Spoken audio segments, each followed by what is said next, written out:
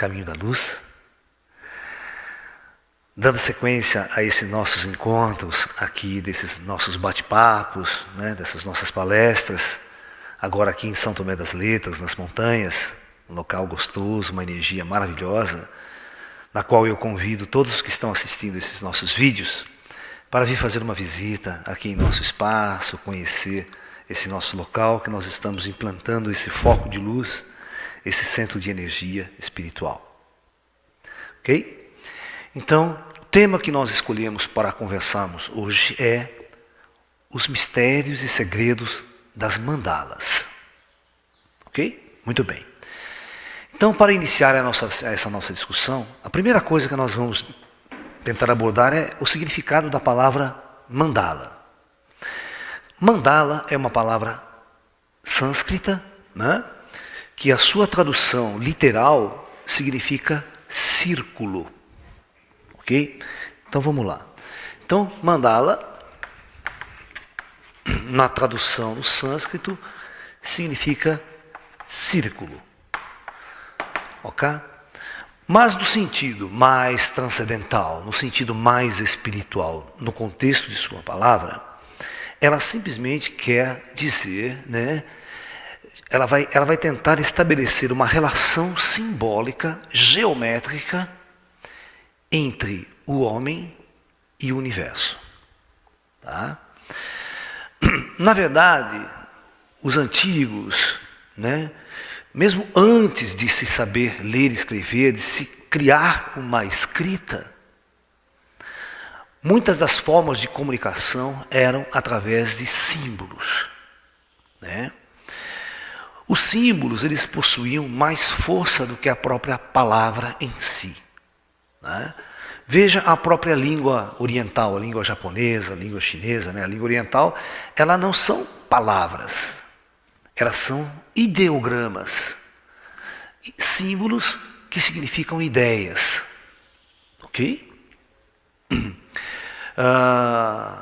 No próprio simbolismo chinês, né?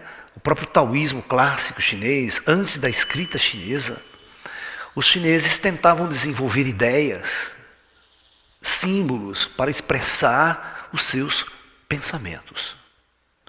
Inclusive, na China, né, no taoísmo,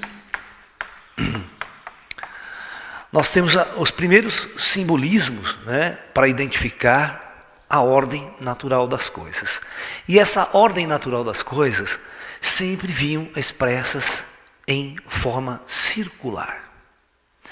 Então, eu vou colocar uma ideia central aqui para vocês, das primeiras mandalas, como as mandalas surgem, tá? Então, na verdade, a primeira mandala, ela surge através da ideia do círculo. Como se fosse uma expressão perfeita da natureza. Porque os antigos olhavam a lua, por exemplo. A lua é um círculo. Ok?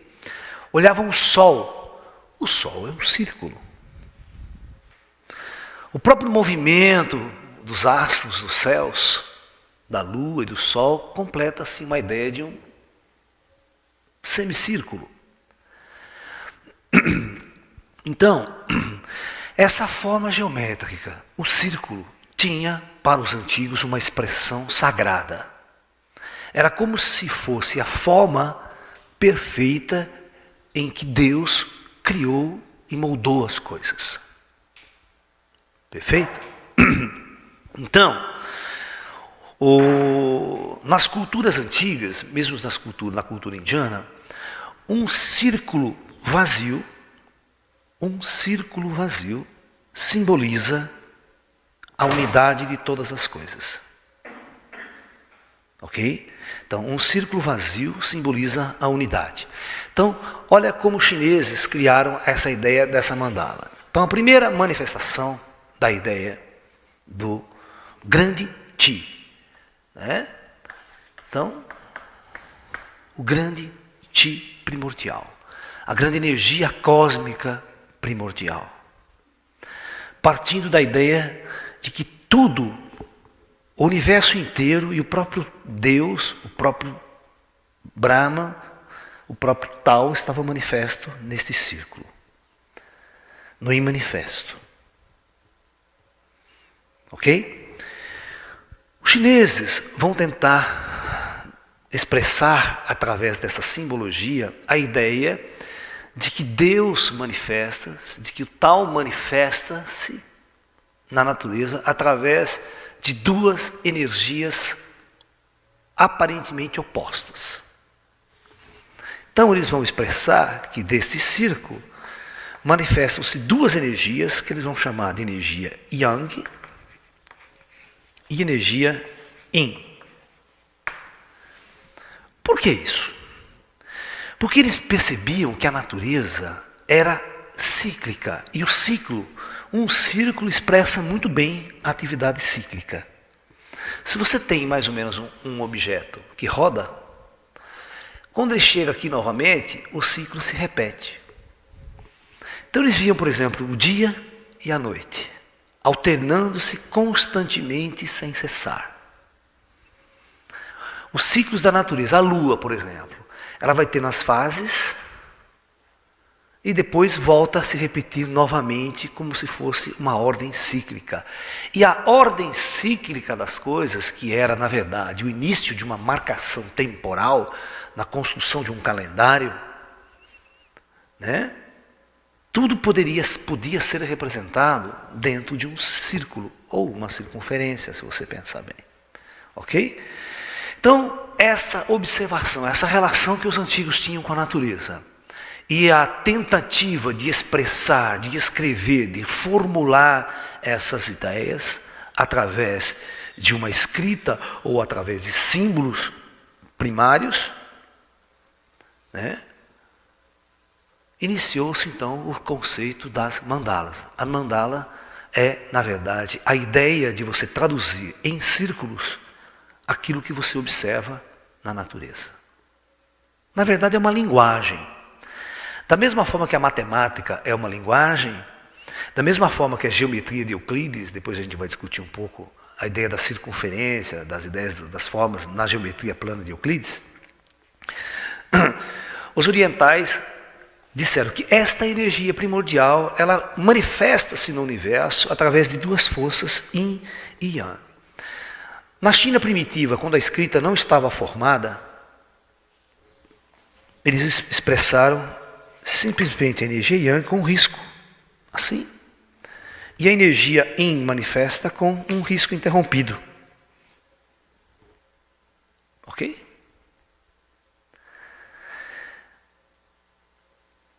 Então, Deus criando essas duas forças. Eu vou mais longe, eu vou mostrar para vocês que todas as formas da antiguidade, de todos os povos, partiram desta ideia. Por exemplo, se você vai na Índia, a Índia, ela cria a ideia de Brahma, ou seja, né? Brahma manifesta-se através de duas entidades, que é Shiva e Shakti. Ou seja, a manifestação masculina e feminina da natureza. Ok? Eu acho que vocês vão se lembrar também, no judaísmo clássico, né? Deus e Adão e Eva. Não tem as ideias parecidas? Totalmente ideológicas, tentando criar a ideia da manifestação de duas forças. Então veja que as culturas, elas entrelaçaram-se na antiguidade. Elas tinham princípios únicos. Né? Isso é muito interessante. E agora você vem na ciência. Deixa eu apagar aqui. Eu quero que vocês guardem essas ideias aqui. Agora na ciência, olha que interessante. Você tem a energia fundamental, a energia, o conceito de energia, né? ou a ideia de Einstein do próprio campo, e disso manifestar próton e elétron. E vocês sabem que a combinação dessas duas entidades, você tem toda a matéria que existe no universo. Ok? Então os chineses também começaram a criar a ideia de que a combinação dessas duas energias primordiais gerava todas as coisas que existem no universo. Aí vem a combinação dos trigramas, né, do hexagrama, para criar a ideia do I Ching chinês. Ok? Então, na verdade, se você pegar a ideia de Adão e Eva, o casal primordial, a partir dos dois gerou-se toda a civilização, toda a humanidade. Os princípios são idênticos. Né? E você tem até a ideia central, né, de que primeiro Adão e Eva estavam num paraíso. Né? O paraíso é unidade. O paraíso é não divisão. Mas a partir do momento que a vida ou a manifestação se divide, se manifesta na natureza densa da matéria, perde-se a conexão com o paraíso. Então é a ideia da expulsão do paraíso também. Né? Simbólico. Ok. Então agora nós vamos continuar a ideia de colocar essas coisas dentro de um círculo. Então os chineses, eles tentaram entender como que eu posso simbolizar o universo, toda a dinâmica do universo, através de um símbolo circular. Então aquela velha história, por que o chinês não escolheu, né, um quadrado para fazer? Porque o quadrado, você não acha quadrado na natureza. Você já viu quadrado na natureza? Não tem quadrado na natureza. Essa forma geométrica é uma forma artificial criada em nossas mentes. Mas não tem o quadrado na natureza. A natureza parece que não gosta de quadrados. Você está entendendo? Então, por isso que a escolha dos orientais partiram, né, dos antigos, de uma ideia circular. Né? Então, você tem um círculo. Ok? Eu poderia criar a manifestação da ideia do yin e do yang dentro desse círculo, simplesmente fazendo uma divisão assim, ó, colocando preto de um lado e branco do outro. Certo? Só que essa ideia não dá o dinamismo, não dá o movimento, a ideia de movimento, porque essas duas energias, elas não estão paradas. Por exemplo, o dia e a noite, eles estão em constante movimento, um passando pelo outro, um transformando-se no outro. Então essa ideia de movimento teria que acontecer de forma diferente. Por isso que eles tentam construir essa mandala de uma forma assim, ó. Criando que tanto o yin quanto o yang estão em movimento. Vocês percebem que o símbolo, ele tem que expressar, a mandala, ela tem que expressar uma ideia profunda. Ela tem que expressar uma equação de movimento. Entendeu? Então já, quando o cara coloca assim, então coloca o preto, por exemplo, aqui, e o branco aqui, essa dualidade da manifestação, né, que a natureza tem o macho e a fêmea, o homem e a mulher, o escuro, o claro, o frio, o quente. E essas duas coisas estão numa relação profunda.